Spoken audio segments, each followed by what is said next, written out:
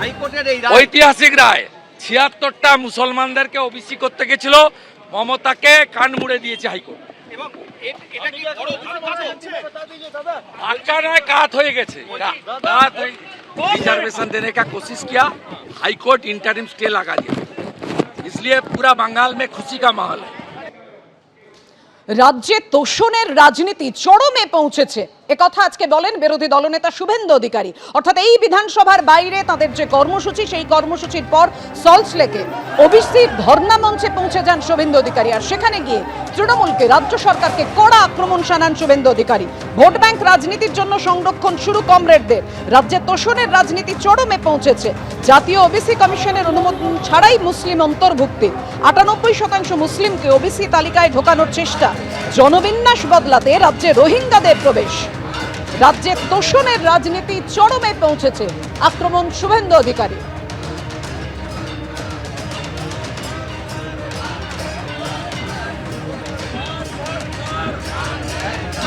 এই বর্বর মুখ্যমন্ত্রী, এই অগণতান্ত্রিক মুখ্যমন্ত্রী, এই জিহাদিদের নেতা মুখ্যমন্ত্রী জুডিশিয়ারিকে মানেন না।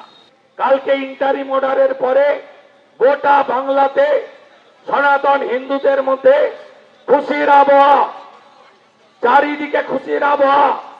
মমতা ব্যানার্জি অবৈধভাবে যে মুসলিমরা পাওয়ার যোগ্য নয়, শুধুমাত্র ভোট ব্যাংকের রাজনীতিতে তিনি করতে গেছিলেন, ইন্টারিম স্টে হয়েছে।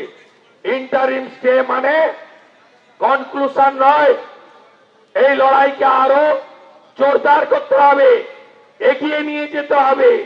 হাইকোর্ট সুপ্রিম কোর্টে তো লড়বই আমরা, রাস্তাতেও থাকতে হবে। গোটা ভারতের কোথাও ওবিসি এ এবং বি নেই।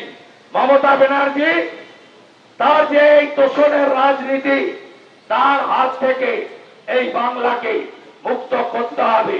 মতে মোথাবাড়ি, মতে মুর্শিদাবাদ, মতে মহেশতলা আর ম অক্ষর মমতা, এই মমতাকে তাড়াতে হবে। ওবিসিদের ক্ষতি করে অস্থিরতা তৈরি করাই হলো বিজেপির উদ্দেশ্য, বিজেপির লক্ষ্য। বিজেপি ওবিসি বিরোধী, এভাবেই পাল্টা আক্রমণ করেন কুণাল ঘোষ।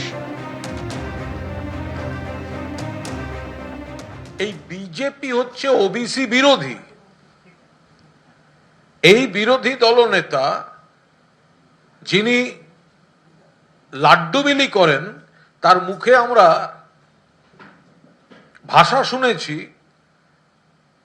যারা একটু আদিবাসী ওবিসি তাদের সম্পর্কে, এই বীরবা হাঁসদা এরা সব আমাদের জুতার নিচে থাকে, দেবনাথ হাঁসদা জুতার নিচে থাকে। এগুলো আমরা এই বিরোধী দলনেতার মুখে শুনেছি, যিনি লাড্ডু বিলি করছেন। আইনি ব্যবস্থা নিয়ে কথা বলতে চাই না। Kolkata high court, supreme court, entire বিচার ব্যবস্থার প্রতি পূর্ণ আস্থা আছে। কিন্তু ভালো করে দেখবেন, আইনজীবী কারা ছিলেন ওবিসিতে, কারা আইনজীবী কারা ছিলেন, আর বিচারপতির চেয়ারে কে ছিলেন, সেই একই কম্বিনেশন উঠে আসছে। কিন্তু চাকরি খাবো, চাকরি হতে দেব না, সেই একই রায়দাতা আসছেন শুভেন্দুকে সব রকম ভাবে বিরোধী দলনেতাকে প্রোটেকশন দাও, ব্ল্যাঙ্কেট প্রোটেকশন। অর্থাৎ বুঝতেই পারছেন, ওবিসি মামলায় গতকাল আদালতের যে রায়, যে নির্দেশ, তারপরে একেবারে আক্রমণ, পাল্টা আক্রমণ তৃণমূল বিজেপির। স্নাতকে ভর্তির পোর্টাল খোলার দিনই গতকাল আমরা দেখেছিলাম ওবিসি মামলায় স্থগিতাদেশ দেয় হাইকোর্ট রাজ্যের নতুন বিজ্ঞপ্তিতে। ১৪০টি জনজাতিকে নিয়ে রাজ্যের এই নতুন বিজ্ঞপ্তি, আর সেখানেই ডিভিশন বেঞ্চের অন্তর্বর্তী স্থগিতাদেশ। আর তারপরে গতকাল শুভেন্দু অধিকারী ঘোষণা করেন তাদের আজকের কর্মসূচি। আজকেই বিধানসভার বাইরে লাড্ডু বিতরণ কর্মসূচি হয়। আর তাই নিয়ে আইএসএফ বিধায়ক নওশাদ সিদ্দিকী কি বলেছেন। বিজেপি লাড্ডু বিতরণ করছে। বিজেপির হিন্দু মুসলিম ইস্যু ছাড়া আর কি আছে মার্কেটে? কোনোটাই বিজেপির কেউ গ্রহণ করছে না। মিস কল মেরে বিজেপির মেম্বারশিপ ড্রাইভ হচ্ছিল, সেটাতেও তারা একাধিকবার ট্রাই করলেও তাদের যেটা এম ছিল, লক্ষ্য ছিল, সেখানে এরা অ্যাচিভ করতে পারেনি।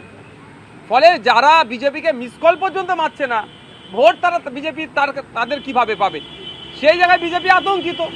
সেই জন্য এখন হিন্দু মুসলমান ইস্যু করতে হবে, মানুষে মানুষে বিভেদ তৈরি করতে হবে। বিভেদ তৈরি করে যদি কিছু ভোট পাওয়া যায় সেই চেষ্টা চলবে।